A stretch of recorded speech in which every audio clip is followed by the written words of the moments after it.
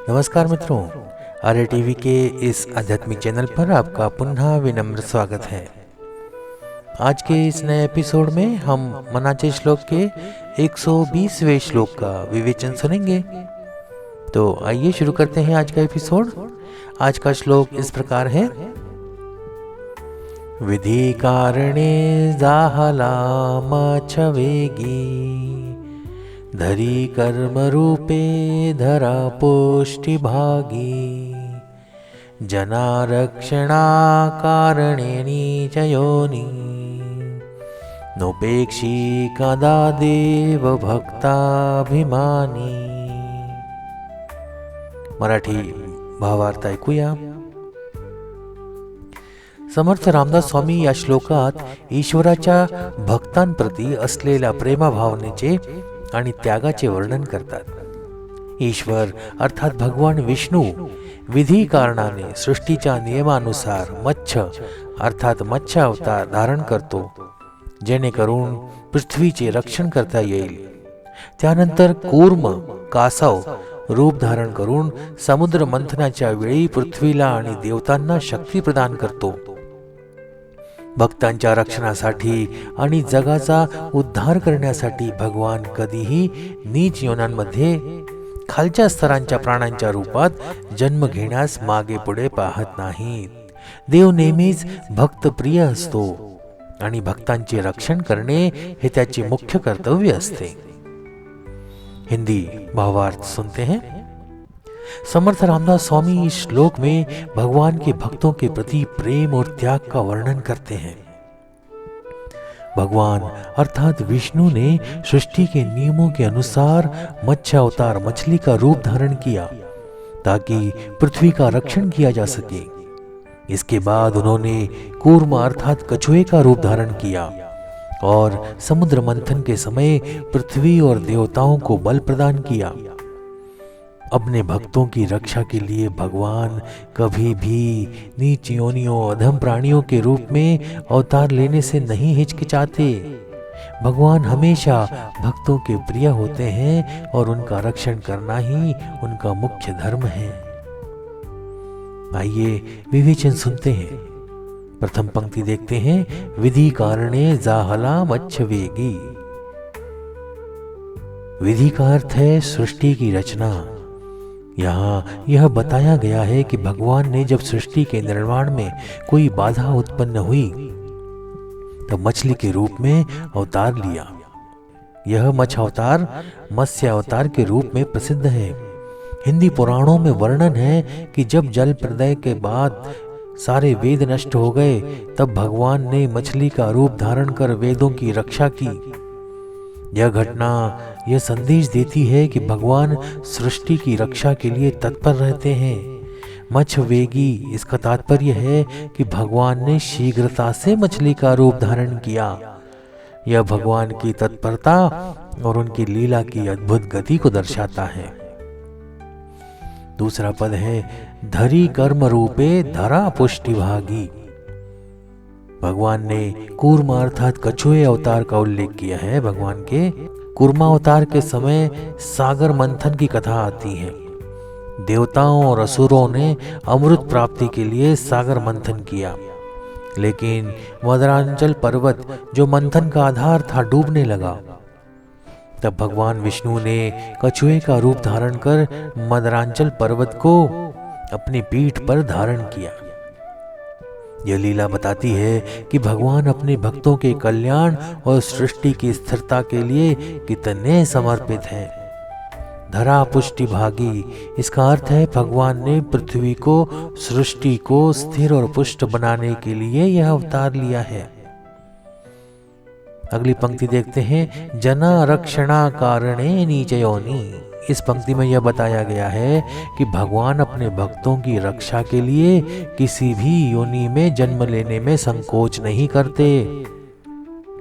यहाँ नीच योनि का अर्थ है उन योनियों से जिन्होंने सामान्यतः निम्न समझा जाता है, जैसे मछली, कछुआ, सुअर, वराह या अन्य पशु रूप।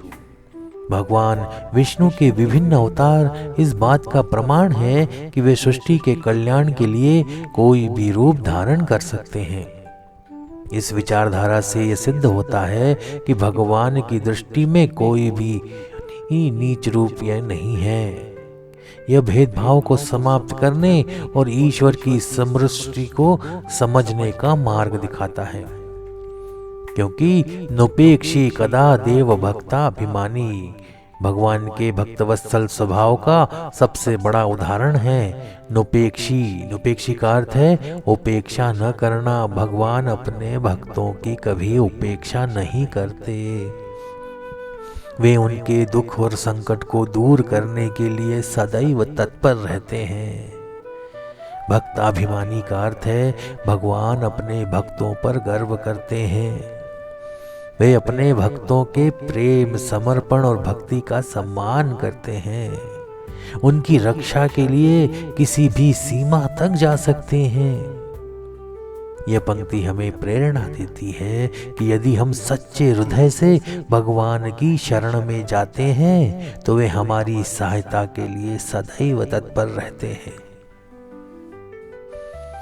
यह श्लोक भगवान के दो मुख्य अवतारों का वर्णन करता है, मत्स्य अवतार और कूर्मा अवतार। ये अवतार इस बात के प्रतीक हैं कि भगवान सृष्टि की रक्षा के लिए किसी भी रूप में प्रकट हो सकते हैं। यह विचार भगवत गीता के इस श्लोक से भी मेल खाता है। यदा यदा हि धर्मस्य ग्लानिर्भवति भारत अभ्युत्थानम् अधर्मस्य तदात्मानं सृजाम्यहम्। भगवान हर युग में धर्म की रक्षा के लिए अवतार लेते हैं।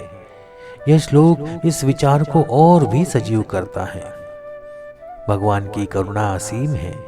वह न केवल अपने भक्तों की रक्षा करते हैं बल्कि सृष्टि के सभी जीवों के कल्याण के लिए कार्य करते हैं। नीच योनि का उल्लेख यह बताने के लिए है कि भगवान किसी भी रूप को धारण करने में हिचकिचाते नहीं हैं। यह उनकी करुणा और असीम दया का प्रतीक है। भक्त और भगवान के बीच के अटूट संबंध को दर्शाते हैं ये श्लोक। भगवान अपने भक्तों की सहायता करने के लिए किसी भी सीमा तक जा सकते हैं। भक्ताभिमानी भगवान अपने भक्तों के प्रति कितने समर्पित हैं, ये इस बात से सिद्ध होता है। मत्स्य और कूर्मा अवतार दोनों का उद्देश्य सृष्टि की रक्षा करना था।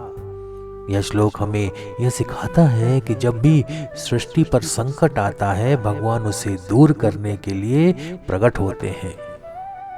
यह श्लोक हमें यह भी सिखाता है कि सच्चे समर्पण और भक्ति के बल पर हम भगवान का सानिध्य प्राप्त कर सकते हैं।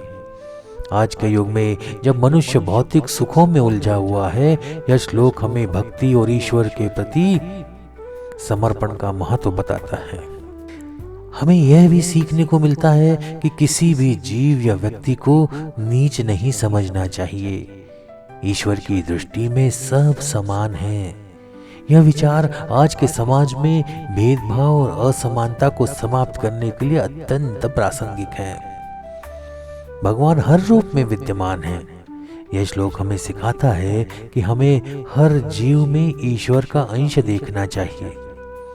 यह दृष्टिकोण हमारे जीवन में करुणा, दया और प्रेम को बढ़ावा देता है। भगवान की महानता इसी में है। उनकी करुणा और भक्तों के प्रति उनकी अटूट निष्ठा का सुंदर चित्रण है। यह हमें सिखाता है कि भगवान सदा अपने भक्तों के साथ होते हैं, उनकी रक्षा के लिए किसी भी रूप में प्रकट हो सकते हैं उनकी रक्षा के लिए। यह श्लोक हमें भक्ति, समर्पण और समानता का महत्व समझाता है, प्रेरणा देता है कि हम अपने जीवन को भगवान की सेवा और उनके मार्ग पर चलने के लिए समर्पित करें।